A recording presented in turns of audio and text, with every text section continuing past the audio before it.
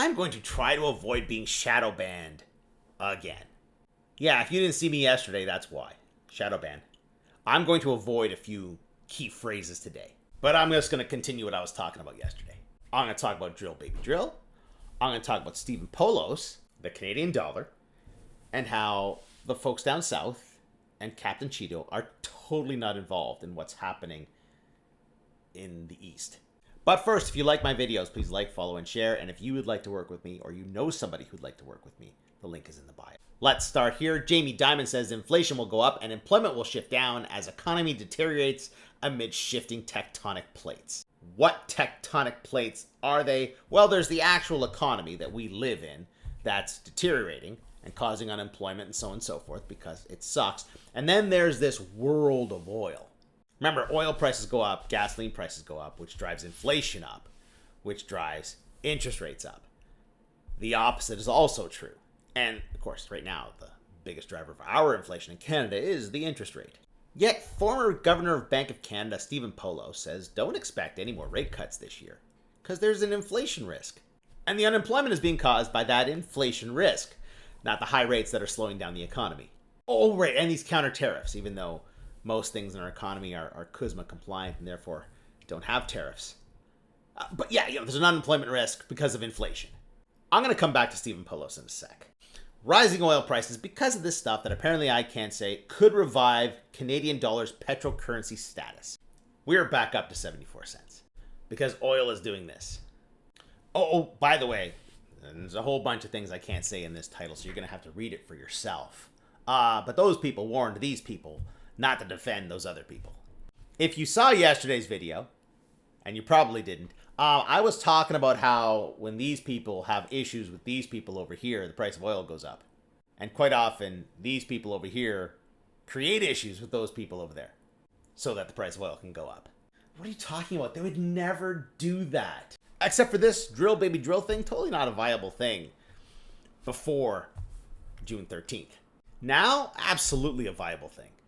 It's good for us as well. Crude at US $75 a barrel is above the break-even production point for Canadian oil producers. Actually, the break-even point's lower than that, but still, good for us.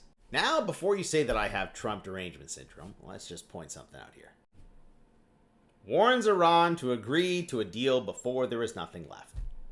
Now, the U.S. has been very clear that they are not involved in this conflict, that this was a decision taken by the other country all on its own. They knew nothing about this, even though they evacuated the embassy in Iraq a day before. And there's the quote in a press conference from Mr. Cheeto. They should now come to the table and make a deal before it's too late. It will be too late for them. You know, the people I was dealing with are... They should have listened to me when I said, I gave them, I don't know if you know, but I gave them a 60-day warning, and today is day 61. Totally not involved. Stephen Poloz said this June 11th. Inflation fears, eh? Here's the inflation fears for this year. Okay? This is given oil prices pretty much where they're at right now, which is where they should have been before yesterday. And this is with price growth that is pretty much the average of the last couple years. Outside the target range. That 1 to 3% target, look at that. It's definitely not good. The Bank of Canada can do this. This is easy enough. Yet, inflation fears, eh? June 11th, inflation fears, huh? You may remember Stephen Poloz. He was Tiff Macklem's boss for a few years. And in 2015, he cut the rate to 3/4 of a point from 1 point and then down to 0.5 point because oil tanked. Now, of course, all we talk about is the inflation without mortgage interest cost because cutting the rate drops the inflation. And core inflation is a big deal right now. We can't cut the rates because the core inflation is so high.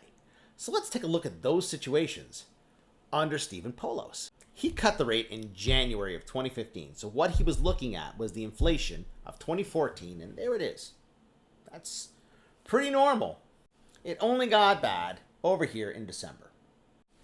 1 month. 1 month below the target range. And then 2015, well, the first part of the year was slow, below target range. But the latter half of the year, above the target range. Definitely no need for a rate cut. Because remember, it takes 18 to 24 months for rates to have an effect on the economy. So this bouncing back above 1% had nothing to do with rates. So they cut the rates for nothing. Don't believe me? Let's take a look at more. Inflation without the mortgage interest cost. Because when you cut the rates in Canada, you drive inflation down. There's a 0.9 right there. That's April 2015. But we're above the target for pretty much 2 years. Did we need to cut the rates? And then, of course, there's the core, right? We can't cut the rates now because the core is so high. They didn't look at the core in 2014 and 2015, though, did they? Look at that. The whole time, above the target range. Not just above the target range, like right in the middle, right around that 2% target. It's all about oil. He knows that. That's why he said this.